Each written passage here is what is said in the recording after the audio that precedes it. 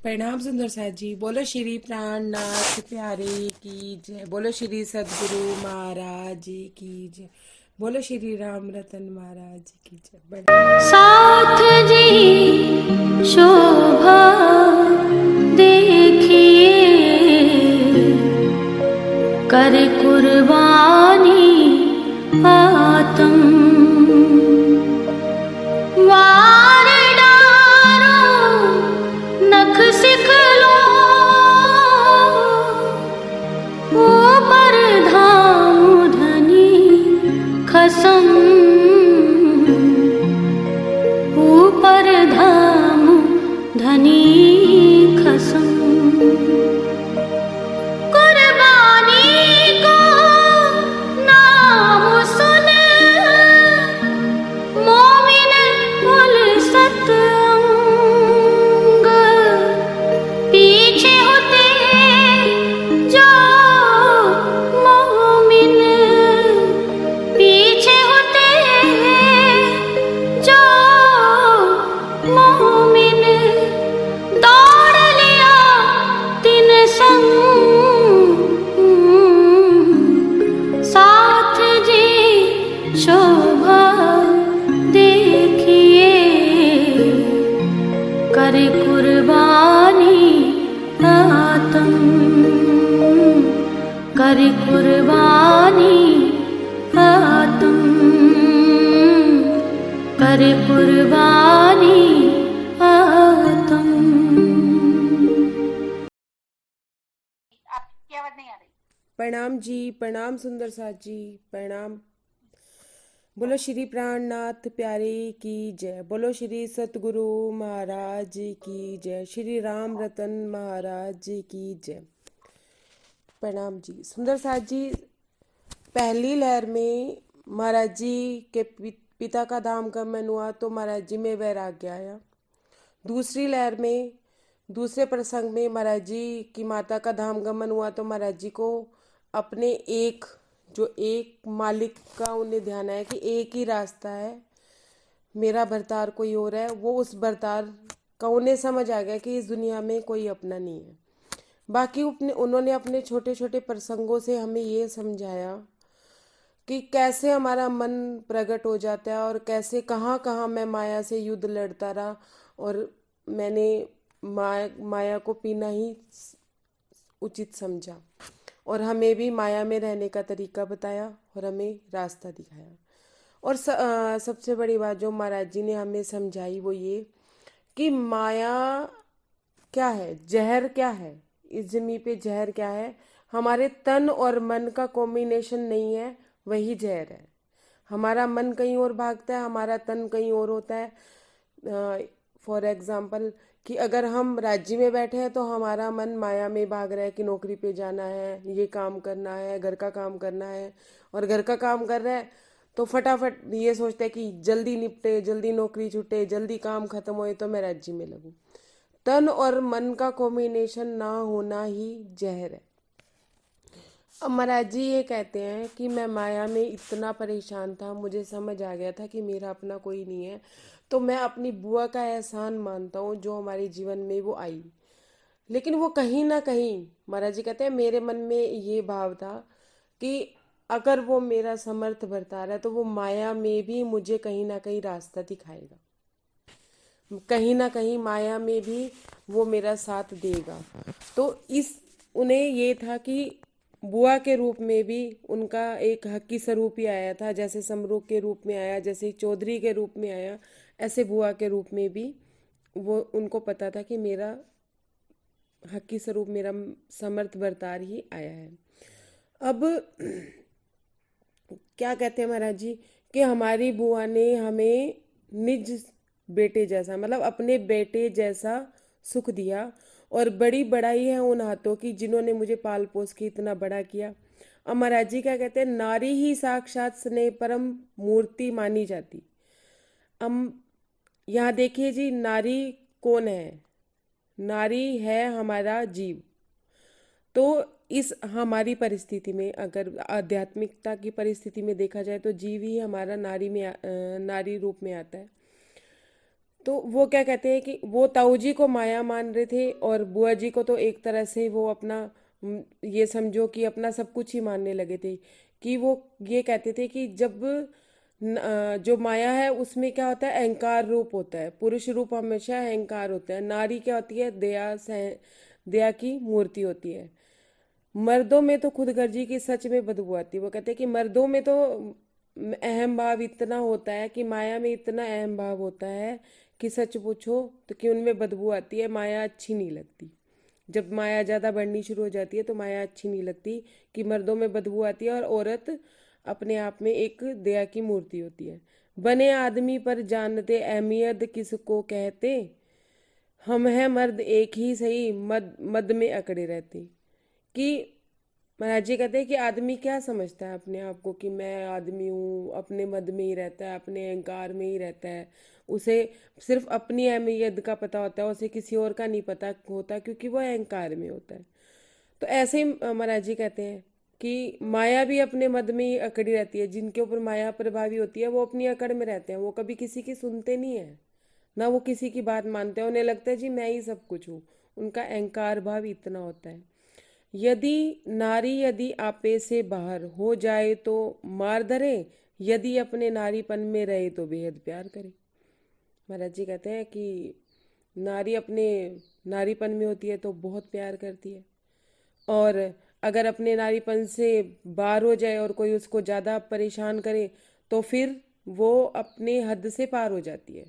ऐसे ही जब हमारा अहंकार भाव बहुत ज़्यादा बढ़ जाता है तो हमारे राज्य कहीं ना कहीं हमारे अहंकार भाव को तोड़ देते हैं। पहले वो हमें स्नेह करते हैं, प्यार करते हैं, सब करते हैं, लेकिन जब अहंकार भाव बढ़ जाता है तो वो उसे तोड़ भी गिराते हैं। बुआ ने एक दिन स्वयं करके अलग विचार, अलग बैठाकर पास में पूछा यूं पुचकार। महाराज जी कहते हैं कि मेरी बुआ ने एक दिन मुझे प्यार से दुलार से पुचकार के पूछा कि बेटा तुम्हें कुछ पता है कि घर में कुछ धन है या नहीं है। कोई ऐसा कोई ऐसी बात हो जो तुम्हारी मम्मी ने तुम्हें मरते वक्त बताई हो, या कोई ऐसी कोई भी ऐसी घटना हो जो तुम्हें लगता हो कि माँ कुछ अलग कर रही है। क्या तुम्हें इस बात की कोई कोई ज्ञान है। तो महाराज जी कहते हैं कि मुझे कुछ याद नहीं आ रहा था, और बुआ बार बार पूछे जा रही थी कि कोई धन होगा, कोई जायदाद होगी, वो तो तुम्हारे ही काम आएगी। अगर थोड़ा भी तुम्हें शक है तो मुझे बताओ, मैं उस जगह को खोदूंगी या उस जगह से ढूंढूंगी कुछ ना कुछ। कोई तुम्हारी मम्मी दीवा वीवा जलाती होगी, अगर माँ तुमने कभी देखी हो ऐसा कि कहीं दिया जला रही है, कुछ कर रही है, तो मुझ पे भरोसा करो और तुम सारी बात बता सकते हो। बुआ ऐसा क्यों कहती है कि तुम मुझ पे भरोसा करो? क्यों? क्योंकि उनके ताऊ चाचू तो उनके साथ थे ही नहीं, वो तो उनकी धन दौलत लूटना चाहते थे। और बुआ बुआ भी ऐसा कर सकती थी कि हाँ भी उनकी धन दौलत को वो उनसे पूछ के ले सकती थी, लेकिन उनका भाव क्या था कि वो अपने बेटे जैसे ही उनको मानती थी, और वो एक हक्की स्वरूप ही उनके लिए माया में भी उतर के आया था। तो इसलिए वो पहले उनको झंडू दत्त जी को अपना पूरा भरोसा दिखाती हैं कि आप तुम टेंशन ना लो, तुम मुझ पे भरोसा कर सकते हो। कभी तुमने देखा हो तुम्हारी माँ ने कहीं दिया व जलाया हो? जब यहीं तक ही पढ़ा था ना हंसा बहन? प्रणाम जी। प्रणाम जी। हंसा बहन मेरी आवाज नहीं आ रही है? अरे भाई, कभी कभी देखा है माँ को दीवा माँ जलाती थी, जब हम पूछा करते थे तो वो हमको धमकाती थी। महाराज जी कहते हैं कि जब बुआ ने मुझे ऐसे कहा कि तुम मुझ पे भरोसा करो, तो मेरे मन में भी एक जागृति आई कि मैं बुआ पे भरोसा कर सकता हूँ, मेरी बुआ मुझे बहुत प्रेम करती है। तो मैंने अपनी बुआ को बताया कि मेरी माँ एक जगह पे दीवा जलाया करती थी, और जब मैं उनसे पूछता था तो वो मुझे धमका दिया करती थी। बुआ उसी जगह ले कर के पहुंच गई हमको तत्काल, कुंडी बंद करी बाहर की, जब खोदा तो निकला माल। महाराज जी कहते हैं कि बुआ ने पहले तो सबसे पहले दरवाजा बंद किया, दरवाजा बंद किया और उस जगह पे मुझे ले गई। जब उस जगह पे ले गई तो उस जगह को उन्होंने खोदना शुरू किया, तो उसमें क्या निकला? पैसा निकला, माल निकला। अब पेज नंबर 19। 1500 रुपयों से छोटा भरा हुआ था एक घड़ा। बुआ तो अति विभोर हो उठी, मैं भी खुशी से उछल पड़ा। महाराज जी कहते हैं मेरी बुआ तो मुझे 1500 रुपयों का एक छोटा सा घड़ा भरा हुआ मिला था, क्योंकि उस समय में ना बैंक होते थे ना लॉकर होते थे। तो उस पुराने जमाने में लोग अपनी धन दौलत जायदाद या हीरे मोती जो भी सोना या चांदी जो भी होता था उनके समय उसके समय में, तो वो एक मटके में डाल के अपने घर में कहीं ना कहीं छुपा देते थे, घर के किसी कोने में। हंसा बहन आप आगे हो तो ये 19 नंबर पेज आप पढ़ो। प्रणाम जी। हंसा बहन अगर आप आ गए हो तो 19 नंबर पेज आप पढ़ो। हंसाबेन का माइक नहीं खुल रहा है। ठीक है ये ले तुम कोई पता तुम्हें घर आंगन का, तुम्हें इलम हो तो बतला दो, काम तुम्हारा आएगा। अगर कहीं थोड़ी भी शक हो खोदेंगे मिल जाएगा। दीवा विवा कहीं जलाती हुई अगर माँ देखी हो, मुझे भरोसा है पूरा तुम हम जगह वो बतला दो। कभी कभी देखा है माँ को दीवा वहाँ जलाती थी, हम जब पूछा करते क्या है वो हमको धमकाती थी। बुआ उसी जगह लेकर के पहुंच गई हमको तत्काल, कुंडी बंद करी बाहर की, जब खोदा तो निकला माल। 19 पेज नंबर। 1500 रुपयों से छोटा भरा हुआ था एक घड़ा। बुआ अति विभोर हो उठी, मैं भी खुश हो उछल पड़ा। समझा कर बुआ यूं बोली, खबरदार जो कहीं जैसे तैसे यही तो है, तुम पे दौलत रही सही।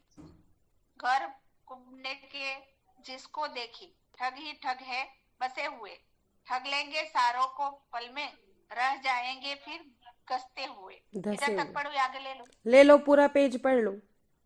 पूरा पढ़। यह पैसे तुम दानों के ये पैसे तुम दोनों के ब्याह में काम आ जाएंगे, बिगड़े हुए काम सब इस धन से बन जाएंगे। बुआ सहज दयालु ही थी, था अपने पे प्यार बहुत, अब पैसे से हाथ खुले कुछ, पहले थे लाचार बहुत। बुआ कभी यहाँ रहती, कभी साथ घर ले जाती, यथा समय अपने पल्ले से भी सहाय दे जाती। हम छोटों की मंगनी बस इतना ही पढ़ लो। फिर उसके बाद बुद्धिदास के लिए जो कन्या करी गई थी पहले तय, वह संबंध हुआ विच्छेद, किया गया वह हमसे तय। थी एक तीसरी लड़की बुद्धिदास को कर दी, एक मंडवे हम दोनों की शादी उन लोगों ने कर दी। एक न मानी अपनी, ब्याह दिए झटपट करके, दुल्हन वही हमारी दुश्मन, बैठा दी घर में लाके। दहशत सी लगती थी हमको उसे देखकर अंतर में, ज्यादातर बाहर रहते थे अब, घुसते कभी कभी घर में। प्रेम लगा बढ़ने अब अपना, रामायण सुख सागर से, चढ़ने लगी मन में चर्चा, स्वाद बड़े हमको आते। 15 वर्ष की आयु तक हमने रामायण को कंठ किया, पाठ निरंतर करते रहते, पर हमको वैराग हुआ। प्रणाम जी। महाराज जी कहते हैं कि अब हमारे पास संसारिक धन आ गया था। बुआ हमारा अच्छे से देख रेख कर रही थी।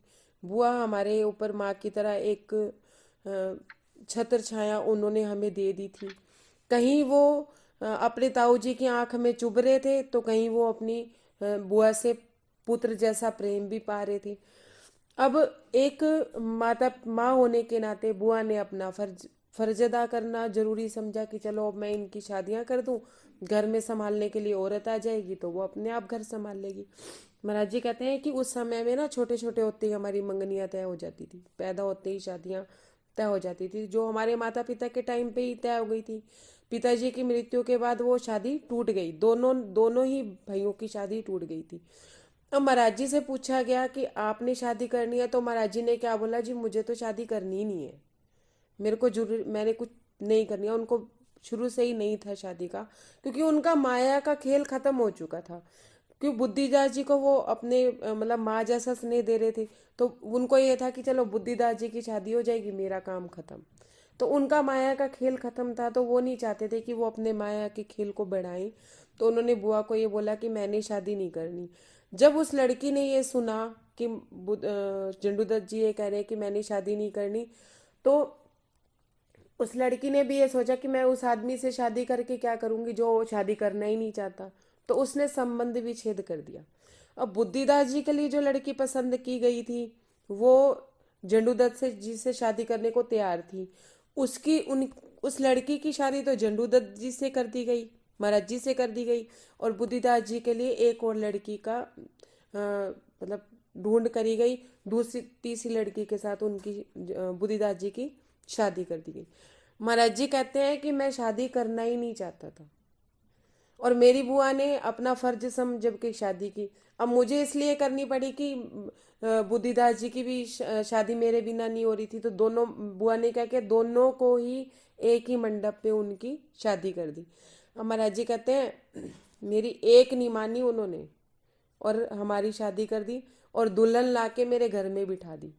मेरे घर में इन द सेंस, एक तो संसारिक घर में बिठा दी, और मेरे मन में भी मेरे को मतलब मेरे मन में भी बिठाने की कोशिश कर ली कि अब मन में भी तो वही चलेगी ना कि वो घर पे है तो उसका खाना पीना कैसे करना है, या उसको क्या चीज़ की जरूरत है, कभी ला देते।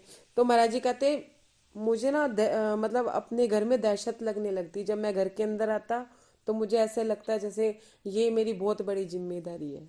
मतलब मुझे अपने घर, मतलब अपने मन के अंदर भी वो कहते हैं कि जब मैं अपने अंदर जाने लगता तो मुझे दहशत सी लगती थी कि हाँ भाई, मेरे मन में जब मैं जाता तो मेरे को क्या भाव आता कि वो घर बैठी है, मैंने उसके खान पान को कैसे चलाना है, कैसे क्या करना है। क्या मेरे को तो ऐसा लगता था, मेरा घर में घुसने का मन ही नहीं करता था, मैं कभी कभार ही घर जाता था। तो मुझे अपनी दुल्हन दुश्मन से भी ज्यादा बुरी लगती थी, कि जैसे हमारी दुश्मनी हो। देखिए सुंदर साथ जी, महाराज जी ने एक स्त्री में माँ का रूप देखा, अपनी माँ का, फिर बुआ को माँ के रूप में देखा, और वो पत्नी का सुख ले सकते थे। उसमें भी अपने सुखों को ले सकते थे, संसारी गृहस्थी आगे बढ़ा सकते थे, क्योंकि उनकी उम्र बहुत छोटी थी और वो अभी उनका संसार शुरू ही हुआ था। लेकिन महाराज जी क्या कहते हैं कि प्रेम लगा बढ़ने अब रामायण और सुख सागर में, क्योंकि उन्होंने बचपन में पढ़ा क्या था, रामायण और सुख सागर। तो महाराज जी के पास ना तो वाणी थी, ना कोई सुंदर साथ था, ना कोई रास्ता दिखाने वाला था। तो उन्हें सुख सागर में और रामायण में ही बड़ा मजा आने लगा, बड़ा आनंद आने लगा। तो वो कहते हैं हम अपने मन में चर्चा किया करते थे, चढ़ने लगी मन में चर्चा, चलने मतलब अपने मन में उनकी चर्चा चलती थी। मन में पत्नी नहीं बैठी थी, घर में जब आते थे तो पत्नी दहशत देने लगती थी, क्योंकि मन वहाँ अटक जाता था, या मन वहाँ मटकने लगता था। तो कहते हैं 15 वर्ष की आयु में भी मन में मेरी चर्चा चलने लग जाती थी। मुझे बड़े मतलब बड़ा आनंद आता था रामायण सुख सागर पढ़ के। जब मैं अंदर ही अंदर उसका मंथन करता था तो मुझे बड़ा आनंद आता था। और कहते हैं कि 15 वर्ष की आयु में वो कंठस्थ हो, मुझे मतलब याद हो गई थी, इतना उन्होंने किया था। आज देखिए आप, जो जो 30 30 40 40 50 50 सालों से वाणी में लगे हैं, उन्हें चौपाइयाँ रटन की तरह याद है। लेकिन हम वाणी में, शायद हमें लगता है कि हम वाणी में नहीं लगे हैं तो हमें याद ही नहीं है। पाठ निरंतर करते रहते पर हमको वैराग हुआ। महाराज जी कहते हैं कि रामायण और सुख सागर में ही मुझे इतना वैराग हो चुका था कि मैं बस उन्हीं का ही पाठ करता रहता था। मतलब एक 14 लोक ब्रह्मांड के ग्रंथों में भी इतना समर्थ है कि वो हमारे में वैराग पैदा कर सकते हैं और हमें आनंद दे सकते हैं। तो फिर हमारी वाणी में कितना कुछ लिखा हुआ है कि हम कहाँ कहाँ के सुख ले सकते हैं। प्रणाम दीदी, आगे पढ़ो। हाँ, अब पेज नंबर 20। हाँ जी। रस अब कहा लगता संसार, जैसे फाड़ खाएंगे मुझको, ऐसे लगे मुझे घर बार। सोचा करते थे गृहस्थी से, सोचा करते थे गृहस्थी से, हे ईश्वर कैसे छूटे। जकड़ गए हम जिस बंधन में, वे बंधन कैसे टूटे। अति उत्तम हो यदि किसी तरह पत्नी अपनी मर जावे, तो यह संकट जो कुछ है अपने पर से हट जावे। निष्कंटक हो जाए मार्ग सब, जब जो चाह वह कर लूं, जब जो चाह वह कर दूं। जब चाहूं तब दंड कमंडल उठा उधर ही को चल दूं। जन्म हो चुका था कन्या का, गृहस्थी का विस्तार हुआ। इधर जगी और अपनी और अमर ज्योति नीरसता का संचार हुआ। नीरसता वैराग यदि सब सामग्री एकत्रित थी, बिना बहाने घर से कैसे चले आत्मा चिंतन थी, कारण चिंतित थी। कारण बिना कारज का होना संभव नहीं बताते हैं। कारण के बनते ही कारज क्षण भर में हो जाते हैं। कितनी देर छिपा सकती है रुई आग को अपने में, राख एकदम हो जाती है दावा नल को ढकने में। गाड़ी चली लाइन पर अपनी, बस धक्के की देरी थी। घर अपना जाना तो केवल जोगी वाली फेरी थी। बस ये प्रसंग प्रकरण दूसरा हो जाता है। प्रणाम जी। महाराज जी क्या कहते हैं? आपकी आवाज नहीं आ रही है। प्रणाम जी, प्रणाम जी। महाराज जी क्या कहते हैं? अब मुझे कहीं रस ही नहीं आता था, मुझे कहीं अच्छा लगता ही नहीं था। मुझे ये संसार ही मुरझाया हुआ, मतलब उनको इतना वैराग हो चुका था, उनकी पात्रता इतनी बढ़ चुकी थी, उनका जीव इतना दृढ़ हो चुका था कि उनको संसार में सब मुरझाया लगता था। संसार उन्हें किसी तरह से अच्छा लगता ही नहीं था। ऐसे लगता था जैसे मुझे घर बार के जो लोग हैं ना, वो मुझे फाड़ के मतलब खा जाएंगे, मतलब कि मुझे माया में गर्क कर देंगे, माया में मुझे लगा देंगे। ऐसा सोच के वो सोचा करते थे कि हे ईश्वर, मतलब वो ईश्वर को ही जानते थे। तो अपने राम को या किसी को, जो भी वो रामायण पढ़ते थे, उसी को उन्हें कहते थे, हे ईश्वर कब छूटेगी मेरी ये गृहस्थी, मैं तो बंधन में जकड़ गया, मेरी तो माया की दौड़ खत्म हो चुकी थी। मेरे को उनको मतलब अपनी पत्नी का प्रेम, अपनी पत्नी का सानिध्य या अपने रिश्तेदारों का सानिध्य बंधन लगने लग गया था। मतलब पत्नी भी ये चाहती होगी ना कि ये मेरे लिए कुछ करें या मेरे पास बैठे या मुझे समय दें। तो महाराज जी कहते हैं कि मुझे अपनी पत्नी तो ऐसा लगता था कि बढ़िया ही हो जो मर जाए, काम ही खत्म हो जाए। मर जाएगी, ना पास आने के लिए कहेगी, ना मुझे पास बैठना पड़ेगा, ना मुझे इसके लिए व्यवस्था करनी पड़ेगी खाने पीने की, ना इसको समय देना पड़ेगा, ना इसके बारे में सोचना पड़ेगा। तो क्या कहते हैं, निष्कटंक हो जाए मार्ग जब जो चाहे कर दूं। महाराज जी कहते हैं कि मेरा ये मार्ग जो है ना, ये अगर खाली हो जाए तो मेरे मन में जो आए ना मैं वही कर दूं। मीन्स मैं अपनी मर्जी से अपना रामायण का पाठ करूं, अपनी मर्जी से जहाँ मेरा मन करे मैं उठ के चल दूं, जहाँ मेरी मर्जी हो मैं वहाँ बैठ जाऊं। इस तरह से उनका ये मन था कि वो माया से फ्री होना चाहते थे। जन्म हो चुका था कन्या का, गृहस्थी का विस्तार हुआ, इधर जगी और अमर ज्योति नीरसता का संचार हुआ।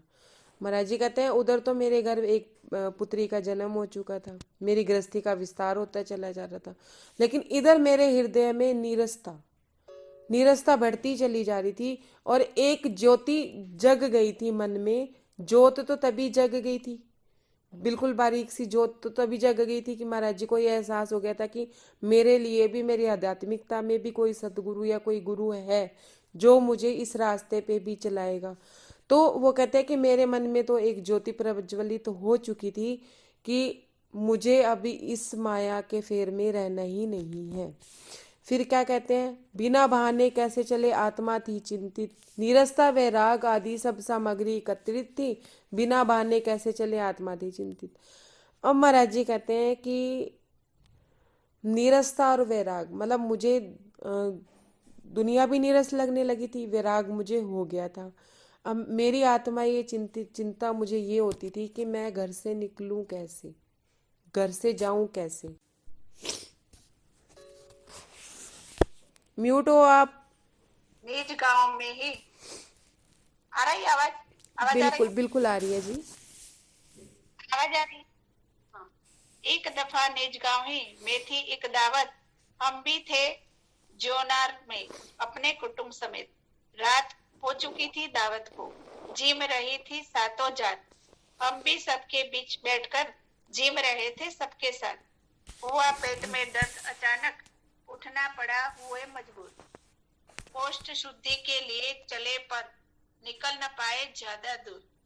दरवाजा कुछ दूर नहीं था, जैसे ही बाहर आया हुई अशुद्धि कपड़ों में, रोका किंतु न रुक पाया।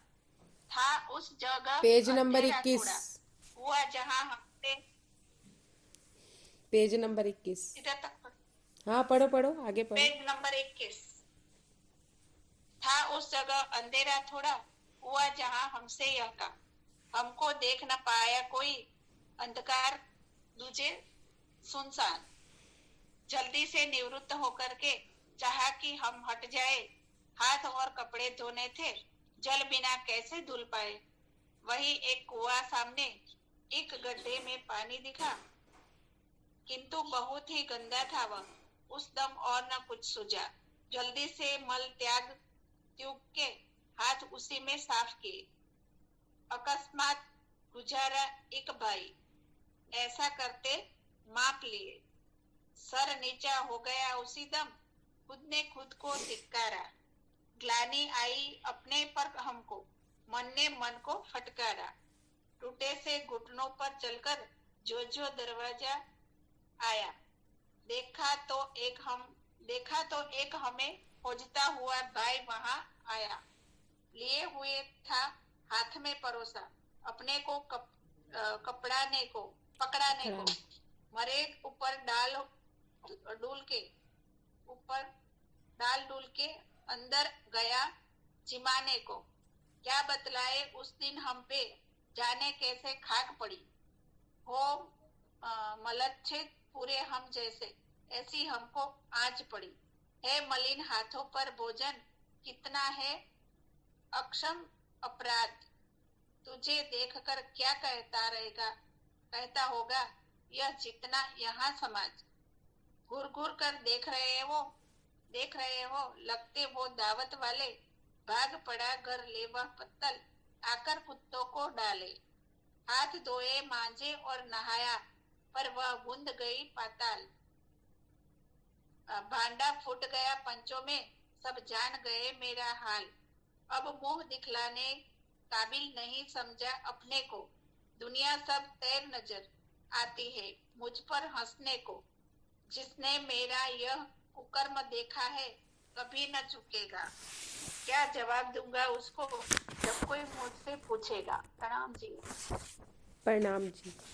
महाराज जी क्या कहते हैं कि एक कारण कारज बना कि किसी गांव में एक दावत थी, जहाँ पे मैं भी अपने कुटुंब, अपने मतलब जो उनके साथी थे, जजमानी पुरोहित का वो काम करने लगे थे।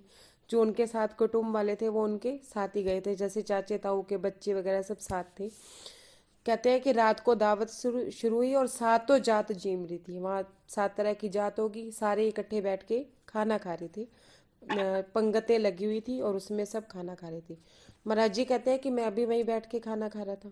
मेरे पेट में क्या हुई, अचानक से दर्द हुआ और मैं उठा। मुझे पेट मतलब पोटी जैसा कुछ हुआ, मतलब ऐसे लगा लूज मोशन से कुछ लग रहे हैं, ऐसा लगा। तो वो उठ के वहाँ से चले गए।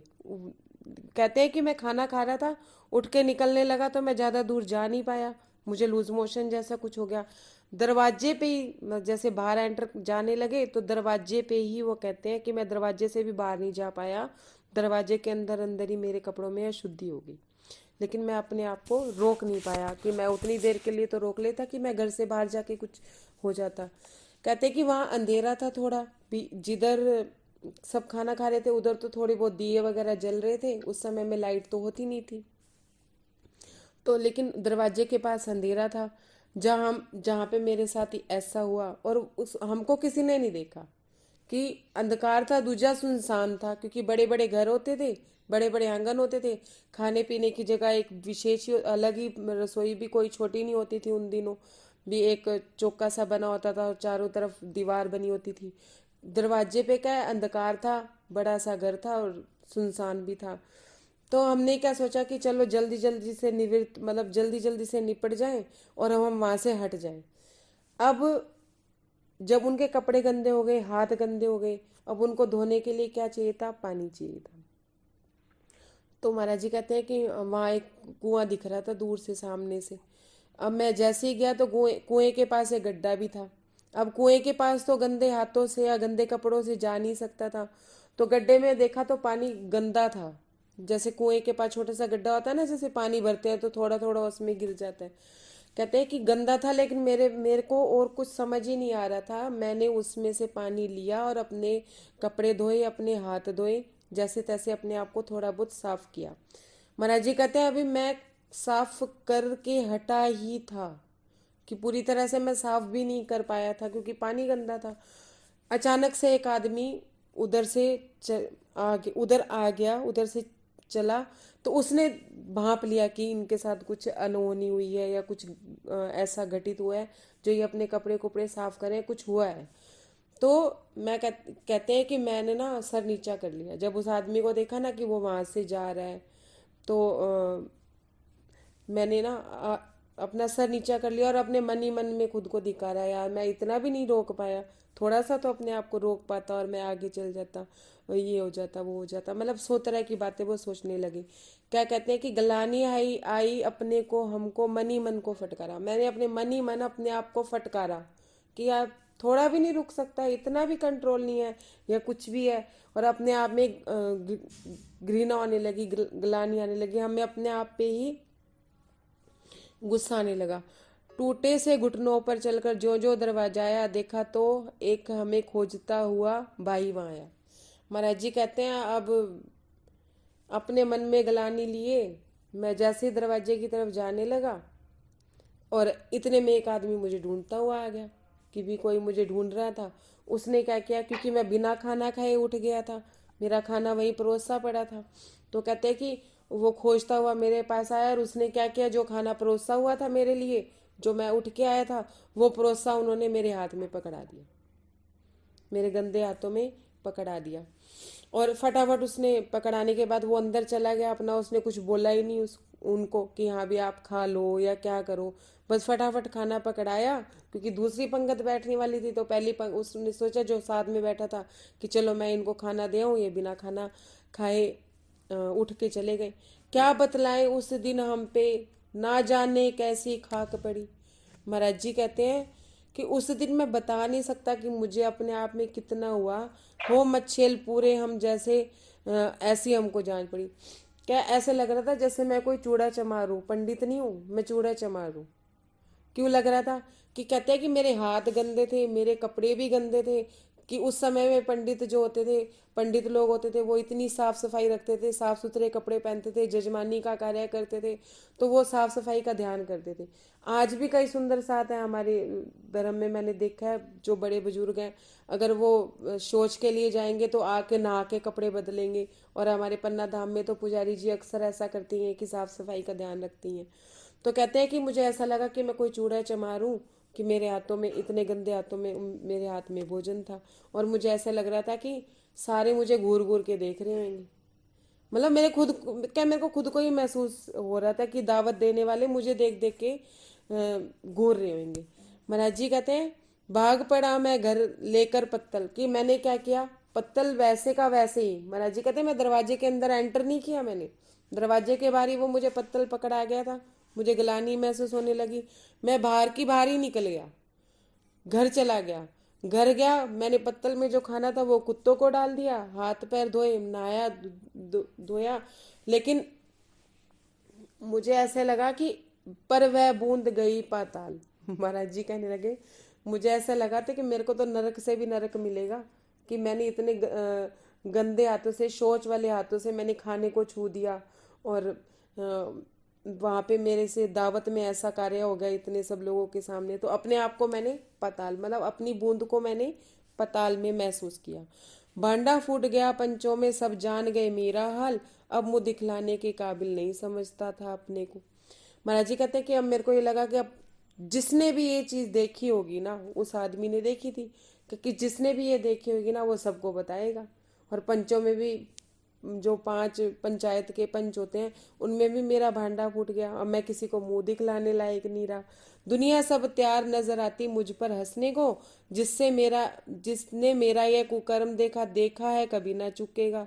क्या जवाब दूंगा मैं उसको जब कोई मुझसे पूछेगा।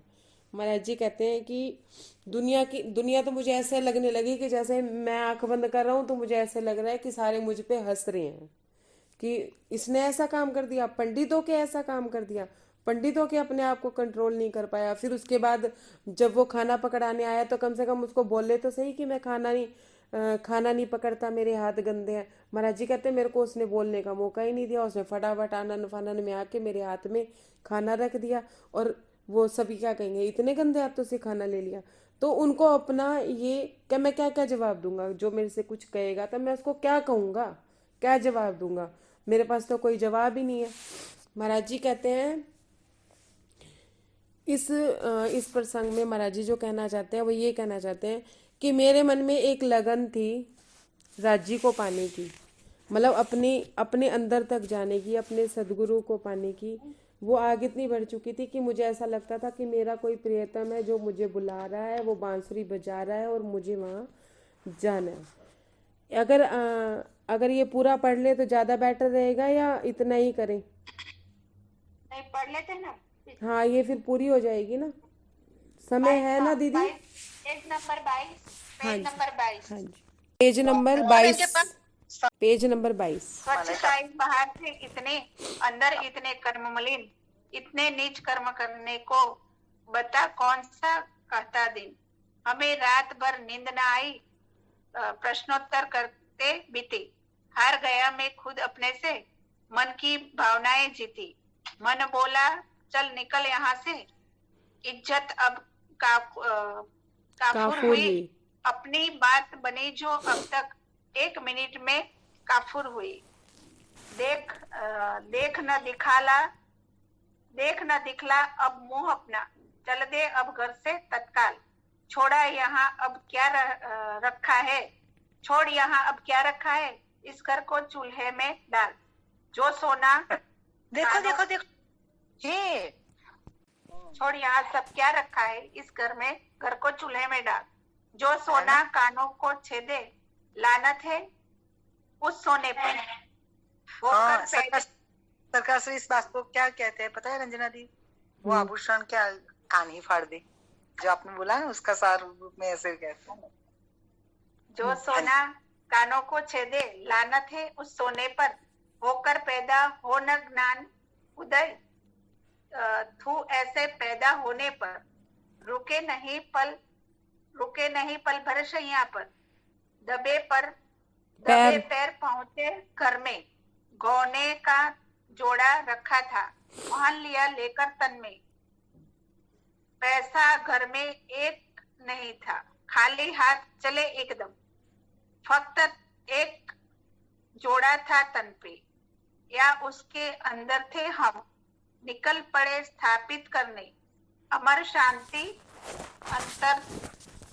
अंतराल में, अंतराल में, हाँ अंतरतल में। हाँ, जिस घर में जन्मे अपने, जिस घर में जन्मे और पन पे छोड़ भगे उसको पल में। अंतर से अंतर्यामी का ध्रुव संबंध मिलाने को, है, क्या है दीदी? अंतर से अंतर्यामी का ध्रुव संबंध मिलाने को, क्या छोटी सी बात पर मिलाने को, क्या छोटी सी बात पर छूटा घर और देश। परमार्थ पर यो हुआ अपना श्री गणेश। इतनी सी घटना में जब उनकी शादी हो गई, सब हो गया, इतनी सी घटना में महाराज जी ये कहते हैं कि हम देखते हैं कि महाराज जी अपनी गृहस्थी में खुश भी रह सकते थे। उन्होंने अपना बचपन इतना चने खा के या गेहूं खा के चून गोल गोल के पिया था, स्वाद उनको पता ही नहीं था। वो अपनी पत्नी के साथ अपनी गृहस्थी में खुश भी रह सकते थे, अच्छे अच्छे पकवान बना के भी खा सकते थे, अपना पत्नी सुख भी ले सकते थे, जो कि हर नौजवान लेता है। लेकिन महाराज जी क्या कहते हैं कि हम देखते हैं कि महाराज जी के हृदय में क्या था, कि उनके अंदर एक ज्योति प्रज्वलित हो चुकी थी। इसका मतलब कि उनको पता चल गया था कि संसार में एक बरतार है जिससे मिलन की ही इच्छा है। मतलब वो अपने हीरे जन्म को जान चुके थे। वो 1500 का जो धन था उनको ये लगा कि मैं बाहर भटकता फिर रहा था और घर में इतनी माया थी, तो उनको ये लगने लगा था कि मैं फिर माया में घूमता फिर रहा, मैं फिर कहीं माया की भाग दौड़ में बाहर खो ना जाऊं। कि मैं अपनी पत्नी में खो जाऊं, मैं अपनी बच्ची में खो जाऊं, मेरा इनसे मोह प्यार हो जाए। देखिए उसके बाद से बुद्धिदास जी का नाम नहीं आया कि उनकी शादी हो गई। जब से बुआ आई तो उन्होंने बुद्धिदास जी की भी जिम्मेदारी, या यूं कह लो कि अपने मन से छोड़ दिया था। जो साथ में थे लेकिन उन्होंने अपनी मन से नहीं चिपका के रखा कि हाय मेरा भाई कैसे रहेगा, उसकी शादी कैसे होगी। बस जब से बुआ आई उन्होंने उनको भी उन्हें उन्हें सौंप दिया। तो महाराज जी कहते हैं कि इधर तो माया का विस्तार होता चला जा रहा था, इधर से मन में वैराग बढ़ता जा रहा था। महाराज जी ना तो अपनी माया से परेशान होके गए थे, उनकी पत्नी उनको परेशान नहीं करती थी, ना ही वो माया से दुखी होके गए थे, ना ही वो अपनी जिम्मेदारियों को छोड़ के गए थे। कि ऐसा नहीं है कि वो भगोड़े टाइप थे कि भाग के चले गए अपनी जिम्मेदारियों से। 1500 जी की जो धन संपत्ति थी वो उन्होंने अपने परिवार को ही दे दी थी, उन्होंने कभी धन को नहीं वो की छुआ था। उनके घर गृहस्थी अच्छे से चल रही थी। सुंदर साथ जी इसमें एक बात आती है कि महाराज जी ने अपनी बसी बसाई गृहस्थी, पैसा होते सोते भी पैसे का भोग नहीं भोगा। बहुत आज उस समय के 1500, यहाँ 15 लाख के 15 लाख भी उसकी कीमत नहीं, इससे कहीं ज्यादा उसकी कीमत होगी। तो उन्होंने क्या किया, माया को खुद छोड़ा, माया से विरक्त वो खुद हुए। एक बात होती है कि हम लोगों में क्या होता है, मैं अपनी भी बात बताती हूँ कि माया जब हमें दुख देती है, माया जब हमें प्रताड़ित करती है, कोई हमें गलत शब्द कहता है तो हमारे मन से वो उतरता है। उनकी पत्नी ने उनसे कभी गलत शब्द नहीं कहे, कभी गलत भाव नहीं रखे। तो हम माया छोड़ते नहीं है, हमें माया छोड़नी पड़ती है क्योंकि माया के थपेड़े इतने हो जाते हैं। तीसरे जो सुंदर साथ होते हैं या हम में से जो भी होते हैं कि जिन्होंने माया भोग ली, पूरी जिंदगी उन्होंने माया भी भोगी और राज्य में भी लगे रहे। अब अंतिम समय आ गया, अब वो स्वाद में भी पड़े हैं लेकिन अब खाने के लिए दांत नहीं है। ठीक है, अब वो घूमना तो चाहते हैं लेकिन शरीर साथ नहीं देता है। तो वो कहते हैं चलो अब माया छोड़ दो, अब माया में क्या पड़ा है। वो तीसरी तरह के सुंदर साथ होते हैं। लेकिन एक को माया प्रताड़ित करके छुड़वा रही है और एक माया भोग चुका है, अब शरीर साथ नहीं दे रहा है माया भोगने के लिए, भोगना वो चाहता है, अंतिम समय तक उसको चटकारे हैं स्वाद के, उसको चटकारे हैं घूमने के, उसको चटकारे हैं नए नए कपड़ों के। तो वो क्या करता है, राज्य के नाम पे ही, राज्य के नाम पे ही अपना स्वाद लेते हैं। तो वो माया भोग चुके हैं। मतलब इसमें महाराज जी ने क्या किया है कि महाराज जी ने माया को त्यागा है। सब कुछ होते सोते भी अपनी जिम्मेदारियों को अपनी पत्नी पे डाल के और उनकी व्यवस्था करके, उनकी जीविका की व्यवस्था करके ही वो निकले, वो चले गए। और बुद्धिदास जी भी जैसे उनके परिवार को पूरा ध्यान रखते थे, उन्होंने भी उनका जब से आगे आएगा प्रसंग तो बुद्धिदास जी उनके परिवार को देखभाल करते थे उनके ताऊ जी की तरह, जैसे वो नहीं थे कि उनकी बच्ची को ना देखते, वो ऐसा था। अब क्या कहते हैं कि बिना बहाने कैसे चले आत्मा चिंतित थी, बिना कारण कार्य ना होता संभव, कार्य का होना संभव नहीं बताते थे। महाराज जी कहते हैं कि हमारे जीवन में छोटी छोटी घटनाएं भी होती है ना, जो छोटी छोटी घटनाएं वो भी जिस कारण से होती है उसके पीछे कोई ना कोई कार्य होता है, कोई ना कोई बात होती है।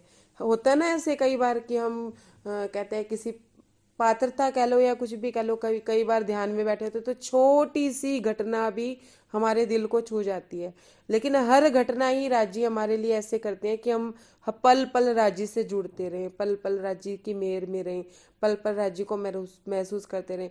लेकिन बहुत ज्यादा माया में लगे हुए जैसे हम लगे हुए हैं माया में, तो हमें कोई छोटी सी घटना महाराज जी ऐसे पिंच करवा देते हैं कि हाँ देखो इतने माया में लगे हो कि तुम्हें इतना भी नहीं पता चल रहा कि राज्य तुम्हारे हैं और तुम्हें क्या चाहिए राज्य, लेकिन तुम्हें दुनिया दिख रही है, सब अपने दिख रहे हैं, एक राज्य अपने नहीं दिख रहे हैं।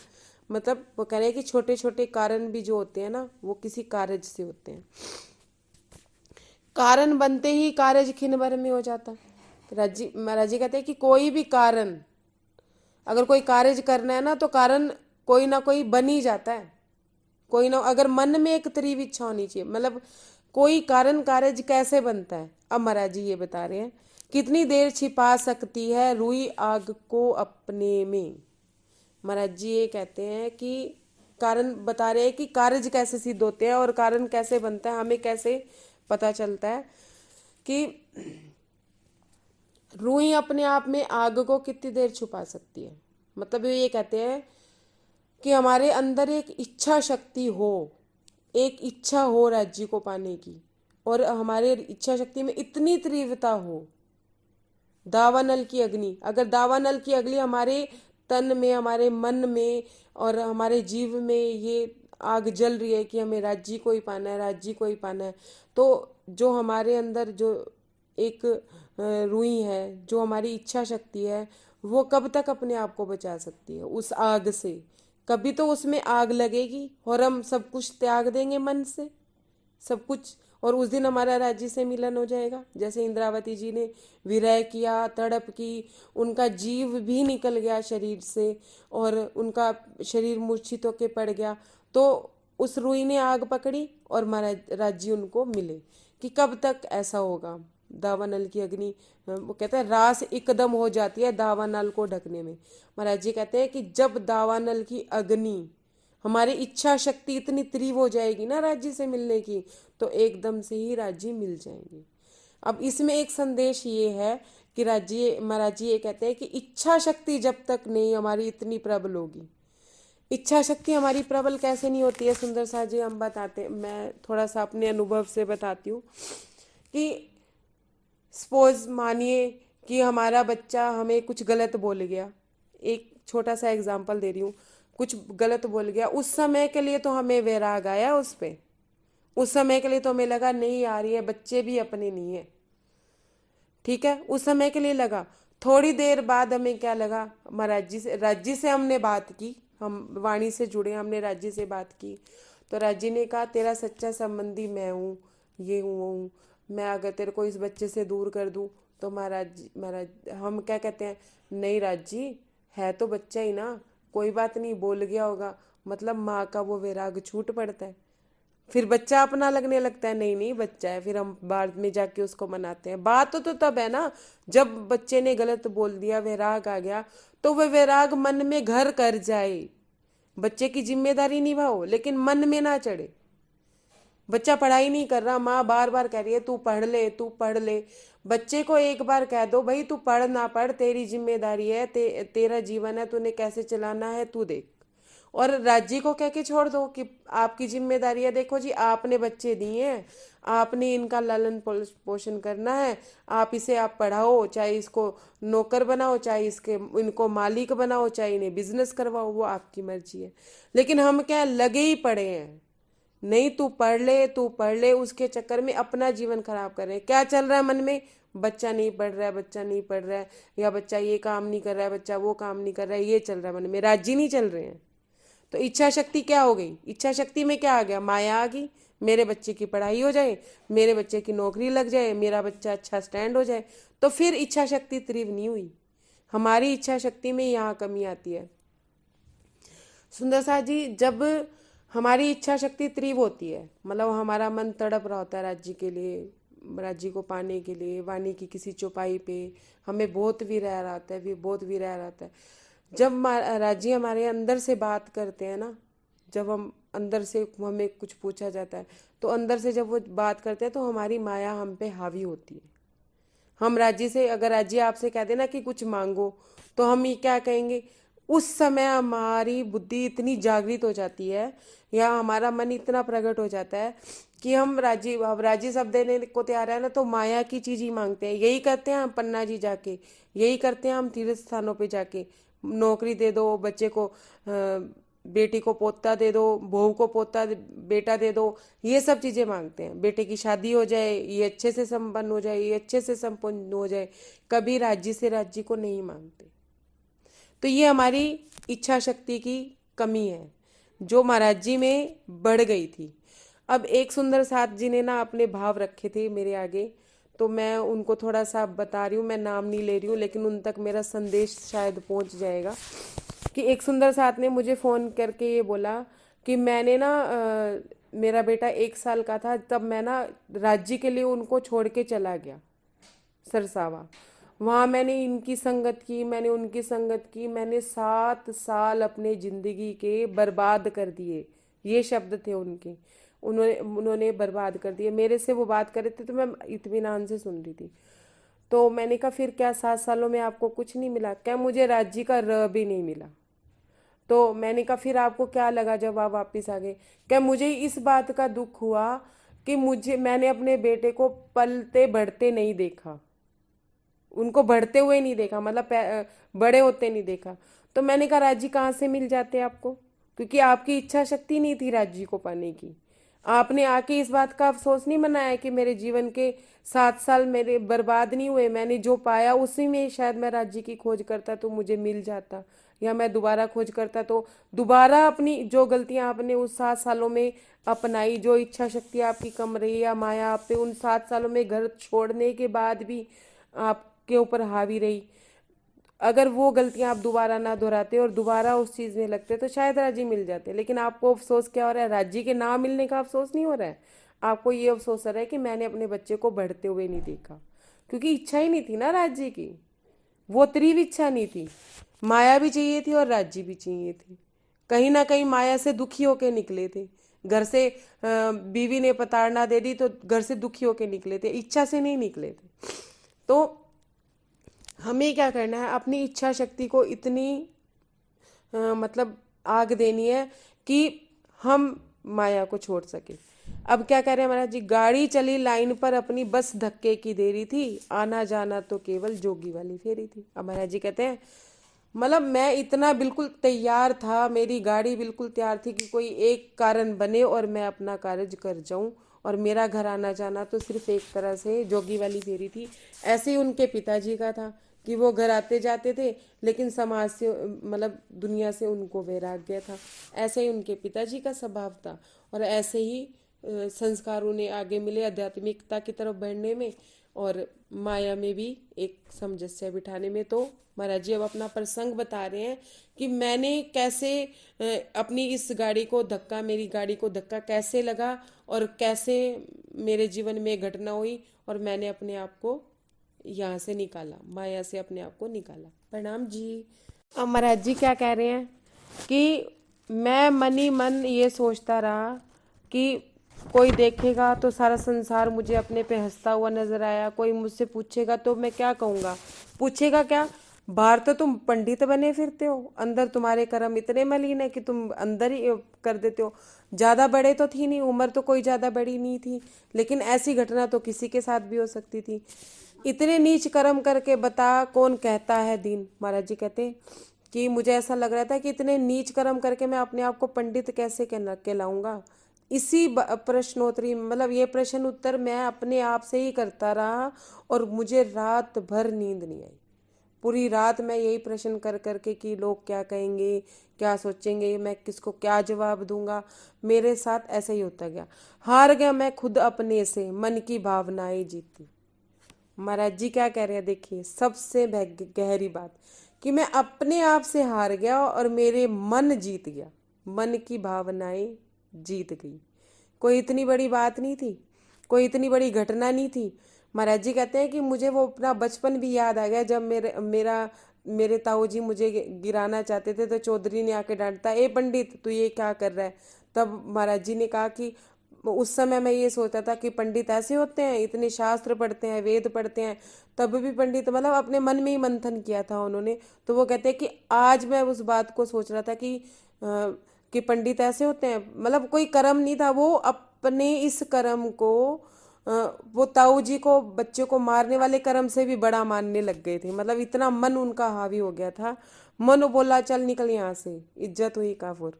महाराज जी कहते हैं मेरा मन मुझसे बोला चल अब निकल ले यहाँ से, अब तेरा इज्जत की तो सब कुछ काफुर हो गया, अब तेरी इज्जत कुछ नहीं बची।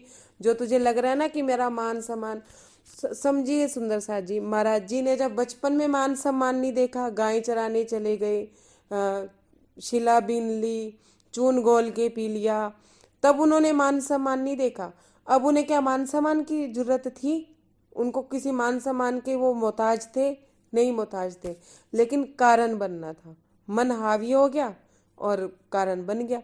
जब मन हमारे पे हावी हो जाता है तो हम पे माया हावी होती है और उनके ऊपर राज्य हावी हो गए। बात सिर्फ इतनी है। अपनी बात नहीं बनी जब 1 मिनट में काफूर हुई, देखना दिखला मुंह अपना चल दे अब घर से तत्काल। महाराज जी कहते हैं कि मेरा मन मेरे से जीत गया। मैंने मेरे मन को कहा अब तू निकल ले बस, मतलब मेरा मन मुझे कहता है तू निकल ले यहाँ से। अब क्या कहते हैं, छोड़ अब क्या रखा है इस चूल्हे, इस घर को भी चूल्हे में डाल। महाराज जी फिर महाराज जी का मन क्या कह रहा है, घर गृहस्थी है ये है। मैंने कहा, महाराज जी कहते हैं मैंने कहा घर गृहस्थी है ये है। महाराज जी कहते हैं मेरा मन कहता है चूल्हे में डाल इन सबको। इच्छा शक्ति तीव्र थी, सब कुछ तीव्र था। अब उनमें माया की इच्छाएं नहीं हो रही थी कि हाँ भाई मेरा घर परिवार कैसे संभलेगा। वो तो उल्टा कह रहे थे, मन उनका उनके साथ हो गया था। मन उनके साथ मतलब मन तन के साथ उनका कॉम्बिनेशन बैठ गया था कि मन कह रहा है निकल ले और तन भी कह रहा है निकल ले बस। मतलब मन और तन का कॉम्बिनेशन बैठ गया था। जो सोना कानों को छेदे लानत है वो सोने पर, पैदा होकर ना ज्ञान अदेऊ तो तू ऐसा पैदा कर। महाराज जी कहते हैं कि ऐसा सोना, अभी दीदी ने भी क्लियर कर दिया कि कानों में पहनो जिससे कान छिद जाए, तो इससे अच्छा उसको मत पहनो। और महाराज जी कहते हैं कि अब मेरे को उस ज्ञान को, उस अपने आप को पाने की जो इच्छा मेरे में उदय हुई थी, मुझे जो ज्ञान हुआ था कि मेरे अंदर भी कोई धन छिपा है, कि मुझे कोई धन पाना है, उस चीज़ की जब याद आई तो उन्होंने कहा अब बस उन्हें ऐसा हुआ कि मुझे पैदा ही, मैं इसलिए नहीं हुआ कि मैं गृहस्थियाँ चलाऊँ, मैं पैदा इसलिए हूँ कि मैं अपने आप को पाऊँ, मैं अपने अंदर छिपे उस ध्यान को पाऊँ। क्यों? क्योंकि जब तक हम अपने आप को नहीं पाएंगे तो हम संसार का भला क्या करेंगे। जब कोई जीव आत्मा चलती है तो सबसे पहले वो कहते हैं ना, पहले आप पहचानो रे साधो, पहले आप पहचानो, बिना पहचाने आप पारब्रह्म को कौन कहे मैं जानूं। क्या जब आप अपने आप को नहीं पहचानोगे तो अपने समर्थ भरतार को कैसे पहचानोगे, कि अपने सदगुरु को कैसे पहचानोगे, अपने राज्य को कैसे पहचानोगे। तो वो कहते हैं कि मेरे मन में जब ये जो वो आग चली हुई थी दावानल की, क्या आग चली हुई थी कि मुझे अपने आप से मिलना है, अपने सदगुरु से मिलना है, वो आग प्रज्वलित हो गई और मेरी रूई ने चिंगारी पकड़ ली। फिर क्या कहते हैं, रुके नहीं पल भर शैया पे, दबे पैर हुए पहुंचे घर में। अरे महाराज जी कहते हैं कि मैं एक पल भी अपने बिस्तर पे नहीं रुक सका जब मुझे इस चीज़ का वो हो गया कि मेरे पास अब यही एक मौका है निकलने का, कि हम मेरे साथ ये घटना हो गई तो घर वालों को भी ये हो जाएगा कि हाँ इनके साथ ये घटना हो गई थी, इसलिए वो चले गए। और मेरे मन में जो तीव्र इच्छा है निकलने की, अपने आप को पाने की, वो मुझे मौका मिल रहा है। क्या कहते हैं, गोने का जोड़ा पड़ा था पहनकर तन पे, पैसा एक नहीं था खाली हाथ ले चले एकदम। महाराज जी कहते हैं कि मेरे पास मेरे गोने का ही जोड़ा पड़ा था, मैंने वो पहना, और पैसा एक घर पे, ऐसा नहीं है कि घर पे पैसा नहीं था। महाराज जी कहते हैं कि मेरे पास पैसा नहीं था, घर में तो जो पड़े होंगे लेकिन उनके पास पैसा नहीं था। वो कहते हैं कि बस हम निकल पड़े वहां से, और क्या कह रहे हैं, निकल पड़े स्थापित करने अमर ज्योति अंतरल में। महाराज जी कहते हैं अपने मन में एक अमर ज्योति, मतलब एक अमर शांति, एक अमर तसल्ली के साथ, एक शांति के साथ हम निकल चुके थे अपने अंदर की ज्योति को पाने के लिए। जिस घर में जन्मे और पन पे छोड़ भगे उनको पल में। महाराज जी कहते हैं कि मैंने एक पल में वो घर भी त्याग दिया जहाँ मैं पैदा हुआ था और जहाँ मैं बड़ा हुआ था।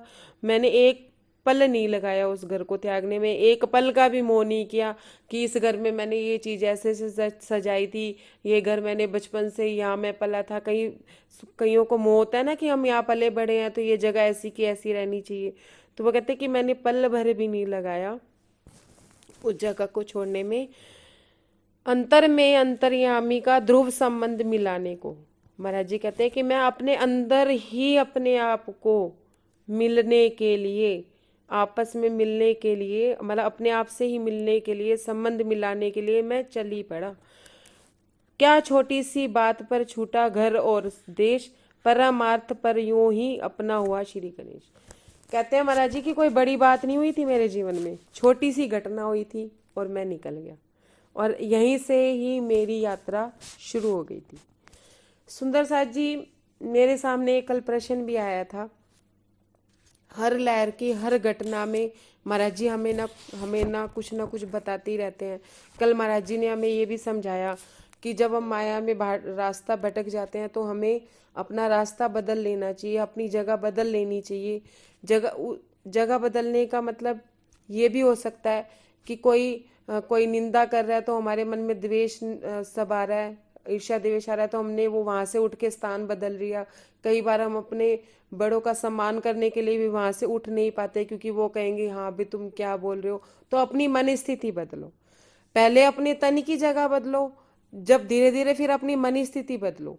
मन की स्थिति अगर बदल जाएगी तो कोई ईर्ष्या, कोई बुराई कर रहा है, कोई क्या कर रहा है, कोई फर्क नहीं पड़ेगा। अब महाराज जी क्या कह रहे हैं, मैंने बोला एक प्रश्न आया था कि ये पूछा गया था मेरे से कि जीव और आत्मा में क्या अंतर है और हम कैसे समझ सकते हैं, ये प्रश्न था सुंदर साथ जी का। अब देखिए जीव क्या है, जीव ये 14 लोक ब्रह्मांड का है, माया में ही रहता है, माया में ही पलता है, माया में ही बढ़ता है और माया में ही खत्म हो जाता है और फिर अपने कर्मों को भोग के वापिस आता है। वो बुरे कर्म करता है या अच्छे कर्म करता है, उस हिसाब से अपने कर्म भोग में ये 14 लोक ब्रह्मांड में ही घूमता रहता है। आत्मा क्या है, आत्मा परमात्मा है, आत्मा परमात्मा की है, वो हमेशा परमात्मा की तरफ चलती है। जब हमें हमारे जीव को ये पता चलने लगता है कि इस संसार में हमारा कोई नहीं है, तो वो उस परमात्मा के अंश को खोजना शुरू करती है। कौन? जीव शुरू करता है परमात्मा के अंश को खोजना। किस रूप में? आत्मा के रूप में। अपने आप को, मतलब अपनी आत्मा जो हमारी परमात्मा का अंश है उसको खोजना शुरू करता है। वो अपनी खोज तो अगर उस तरफ ले जाता है तो वो उत्तम जीव हो जाता है, और अगर वो अपनी खोज माया की तरफ ले जाता है कि माया में मुझे ये चाहिए वो चाहिए, तो फिर वो ये 84 लाख योनियों में भी भटकता रहता है और आवागमन का उसका चक्कर चलता ही रहता है। देखिए एक जीव जो है वो एक अपने आप को स्त्री रूप समझ के आत्मा की तरफ चलता है। हमें आत्मा से हमारा मिलन, जीव का आत्मा से मिलन कैसे हो सकता है? आत्म मंथन से हो सकता है। आत्म मंथन होगा तो आत्मा मिलेगी। शायद मैं अपनी बात नहीं समझा पा रही हूँ, लेकिन मैं जितना समझा पा रही हूँ, कोई मुझे कोई पॉइंट दे सकता है अगर मेरी बात ना समझ आ रही हो तो। अब ये मन क्या है? कई लोग जीव को मन कह देते हैं कि जीव मन क्या है? 5 इंद्रियों का समूह मन है। मन हमेशा माया में ही भागता है, माया में ही लेके जाता है। लेकिन जब जीव आत्मा की खोज करने के लिए अग्रसर हो जाता है, जीव राज्य को चुन लेता है, जीव राज्य को पाना चाहता है, तब जो मन है वो जीव अपने मन पे भी सिद्धि प्राप्त करता है और अपने मन अपने तन, हमारे तन को लेके जीव के साथ उसकी यात्रा में चल पड़ता है। जैसे महाराज जी कहते हैं कि मेरा मन कब प्रकट हुआ, पहले उन्हें कब लगा? जब उन्हें लड्डू मिले। दूसरी बार मन कर प्रकट हो गया जब उन्हें 1500 रुपये मिले, लेकिन उन्होंने तब भी अपने मन को पकड़ लिया, मतलब समझ लिया कि मेरा मन वो यहाँ पे भी आ गया। अब तीसरी बार यहाँ भी उन्होंने क्या कह दिया कि मेरी मन की भावनाएं जीती। लेकिन यहाँ मन क्या कर रहा है? वहां मन माया में लगा रहा था, रास्ता भटका रहा था, सब कर रहा था। यहाँ पे आके मन की परिस्थिति बदल गई। महाराज जी ने मन की परिस्थिति को बदल दिया। क्या मन क्या कह रहा है? सत्य की तरफ चल, अब इसको बहाना बना ले, इस घटना को अपने जीवन का बहाना बना ले और निकल ले यहाँ से, उठ खड़ा हो, निकल जा बस यहाँ से। मतलब मन क्या करने लगा? जीव के रास्ते, जीव का संग करके, तन का संग करके कॉम्बिनेशन बैठ गया मन में और तन में, कॉम्बिनेशन बिठा के अपनी आत्मा की प्राप्ति के लिए चल पड़ा, एक स्त्री भाव लेके कि कोई आत्मा है, कोई आत्म के अंदर की चीज है जो मुझे अंदर खींच रही है, कोई है जो मेरा समर्थ बरता रहा है, जिससे मुझे मिलना है, वो उससे संबंध कराने के लिए वो चल पड़ा। तो यहाँ महाराज जी कहते हैं मेरे तन में और मेरे मन में कॉम्बिनेशन बैठ गया और मैं अपने घर से निकल गया। मेरे जीव ने अपने आप को स्त्री मान के अपने परमात्मा रूपी पुरुष से मिलने के लिए, संबंध करने के लिए ठान ली और मैं अपना घर बार छोड़ के निकल गया। ये है जीवात्मा। हम लोग अभी तक अपनी जीव को ही नहीं समझ पाते। आत्मा को तो तब समझेंगे जब हमें जीव का पता हो।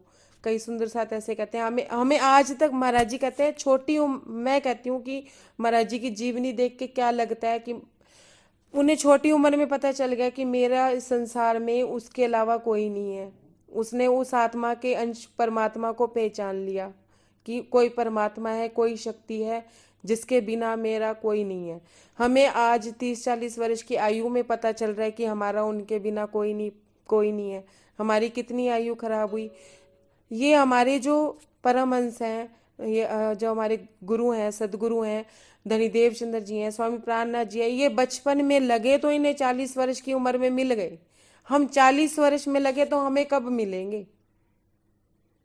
ये सोचने की बात है कि उनके तन और मन में कॉम्बिनेशन बैठ गया। हमारे तन और मन में कॉम्बिनेशन कैसे बैठता है? हमारा मन अगर तन के साथ होगा और तन हमारा मन के साथ होगा। अगर हमें सुबह 6 बजे उठना है तो मन कह देगा फटाफट उठ जा, जल्दी से बैठक शुरू होने वाली है, बैठक में बैठना है। और अगर हमारा मन हमारे साथ नहीं होगा ना तो मन कहेगा नहीं नहीं मुझे अभी नहीं उठना, मुझे ये नहीं करना। लेकिन जीव कहेगा नहीं, उठना है, मुझे मिलना है उस परमात्मा से। ये कॉम्बिनेशन हम लोगों में नहीं बैठता। जब हम बैठते हैं तो हमारा मन इधर भागता है उधर भागता है, अपने जीव, अपने आत्म भाव, मतलब अपने स्त्री भाव में आके अपने परमात्मा से मिलने की कोशिश नहीं करता, भागता है। हमारे तन और मन में कॉम्बिनेशन कैसे बैठेगा? सुंदर साथ जी एक छोटे से एग्जाम्पल से समझा रही हूँ। शायद मैंने थोड़ा सा प्रैक्टिकल किया था इस बात को लेके, तो मैं आपको थोड़ा सा ये हमारे तन और मन में कॉम्बिनेशन है या नहीं है, ये हम अपने आप में ही देख सकते हैं। अपनी अपने बीतक से देख सकते हैं, क्योंकि बीतक एक नहीं है, 12,000 बीतकें हैं, 12,000 सखे हैं तो 12,000 बीतकें हैं। हम थोड़ी देर के लिए एकांत में बैठे, उस समय ना फोन थे, ना महाराज जी के पास सदगुरु थे, ना उनके पास वाणी थी, ना उनके पास कोई ऐसी वस्तु थी, ना कोई उन्हें सत्य का रास्ता दिखाने वाला था, ना कोई मार्ग दिखाने वाला था।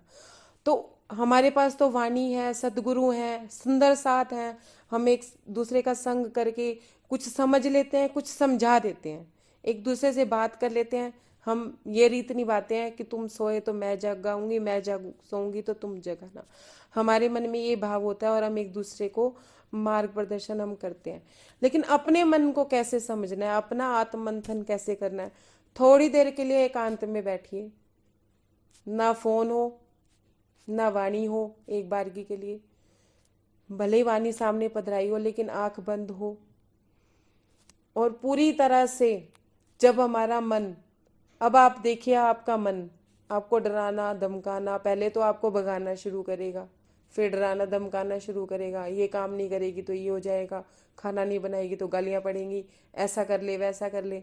ये मतलब फिर हमारा हाथ क्या जाएगा किसी काम करने को, सबसे पहले तो फ़ोन पे जाएगा, चल मैं फ़ोन कर लूँ, या वाणी पे जाएगा कि मैं वाणी पढ़ लूँ, या मैं किसी से बात कर लूँ। मतलब इस तरह से हमारा मन हमें भगाना शुरू करता है, फिर डराना शुरू करता है।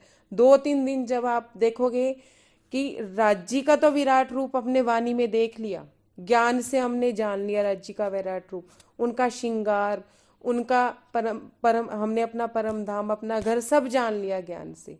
लेकिन मन तो स्थिर ही नहीं है, मन और तन में कॉम्बिनेशन ही नहीं है। वो जीव अभी लेके चला ही नहीं है उनको अपने साथ परमात्मा से मिलाने, तो कैसे होगा? मन का इतना वैराट रूप आपको नजर आएगा जितना वैराट रूप राज्य का है।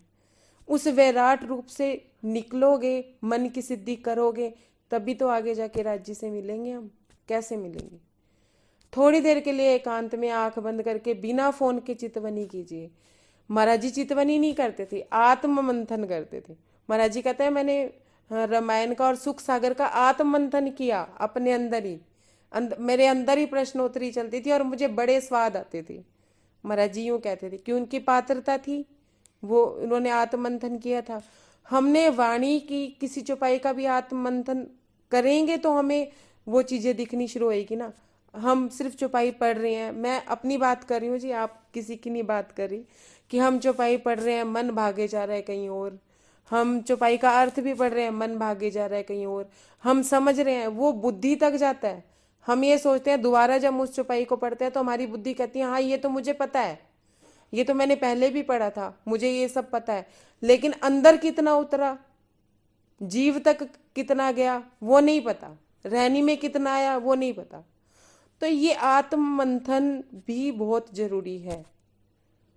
चितवनी के साथ साथ आत्म मंथन बहुत जरूरी है। उसके लिए ना फोन, ना एक बारगी के लिए वाणी, ना एक बारगी के लिए, सिर्फ राज्य को अपने चित्त में रख के अपने मन को देखिए कि क्या मन और तन में कॉम्बिनेशन है, कि आपके मन में आ रहा है कि सुबह आपका तन तो ये कह रहा है सुबह 6 बजे क्लास अटेंड करनी है, जीव कह रहा है 6 बजे क्लास अटेंड करनी है, मुझे राज्य से मिलना है, और मन कह रहा है नहीं नहीं अभी तो ठंड है, रजाई डाल के सो जाओ। क्या मन भी तुरंत तैयार हो रहा है? और अगर मन ने कह दिया कि हाँ, तो तन कह रहा है नहीं मेरी कमर दुख रही है, अभी मेरा हाथ दुख रहा है, मेरा ये हो रहा है। तो महाराज जी क्या कहते हैं, मन की भावनाएं जीती। मन ने कहा चल निकल यहाँ से, और मैंने फटाफट 1 मिनट भी मैं शैया पे नहीं रुका और मैं फटाफट खड़ा हो गया। तो सुंदर साथ जी अपने मन और तन में कॉम्बिनेशन बनाएंगे तो जीव के साथ चल के हम परमात्मा को पाएंगे। हम अपने मन को ही जीव समझ लेते हैं, जबकि जीव स्त्री रूप है और आत्मा परम सत्या है, वो कभी नष्ट नहीं होती है, ना आती है ना जाती है, वो परमात्मा में लीन रहती है। तो हमें अपने जीव में राज्य के भाव को ज़्यादा जगाना है और माया के भाव को कम करना है। अगर मेरे शब्दों में कोई त्रुटि हो गई हो या मैंने किसी को गलत शब्द कुछ बोल दिए हो तो मुझे क्षमा कीजिएगा। प्रणाम सुंदर साथ जी, प्रणाम जी। प्रणाम जी। एक बार फिर से अनम्यूट करना सुंदर साथ जी और अंजलि अंसारी आप।